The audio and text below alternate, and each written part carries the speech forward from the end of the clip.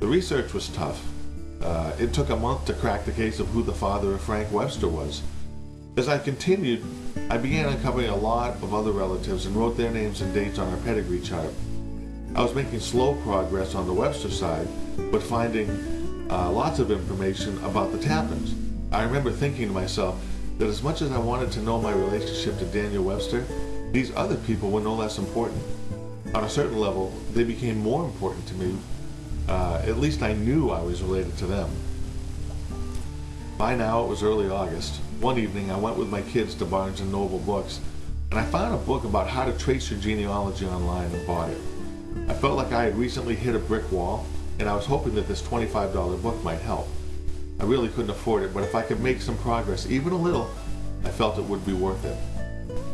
I was becoming obsessed with this business of genealogy, but I knew I was getting very close. Anyway, the book gave me some addresses of some genealogical websites where you can do online research for free. I checked them out, and that's when the research gained real momentum. Within 3 days of buying that book, I found the last of the missing pieces needed to establish my relationship to Daniel Webster. Yet, he's my third cousin 7 times removed. High five. The oral history, though off on a few of the details, was essentially true, as is usually the case. Surprisingly, though, I felt some other emotions. In addition to joy and triumph and relief, I felt a feeling of sadness. I had just reached one of my life's great goals, to find out if and how we were related to Daniel Webster, so what was my problem? Well, as euphoric and climactic as this moment was, I quickly came to understand that it had been the not knowing that had pushed me all these years. Knowing now was kind of a letdown, a crash. Great, now what do I do for the rest of my life? While I had not known the answer to what I had been looking for, at least I had had something to do. Well, I'm happy to say that as I sat contemplating this, all of the other names I had found on the family tree started screaming for my attention.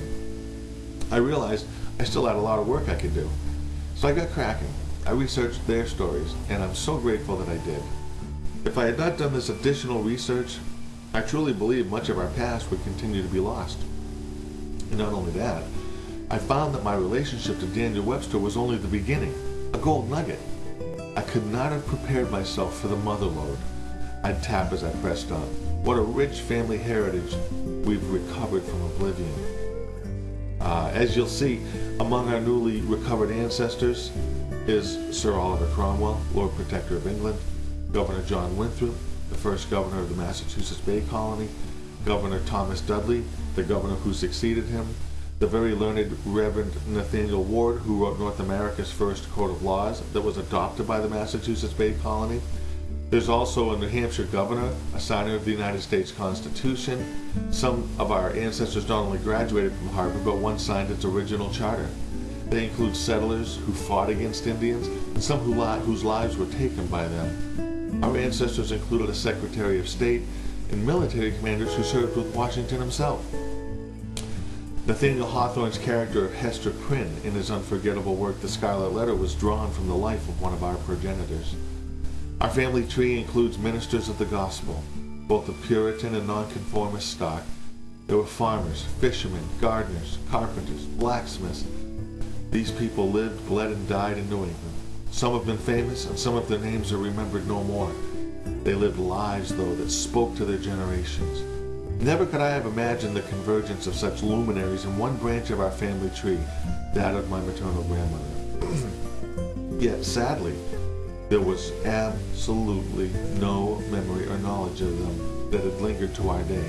Our family was entirely ignorant of its past, with the exception of having remembered that we were related to Senator Daniel Webster, somehow. I hope I've piqued your interest. I thank God for giving me the ability to find all of the information used in putting this together. Indeed, it's been a labor of love. There were times I felt borne along in my research by His power. My life has been greatly enriched through this study. I'm not just a ne'er-do-well. Rather, I'm descended from true American royalty. Yet, tragically, our family forgot its past and by default forfeited this rich heritage. Praise God, He let me play a part in unearthing the truth and restoring just a little familial self-esteem, if only in our own eyes. For this I'm grateful. I needed that. Have I said yet that I love history?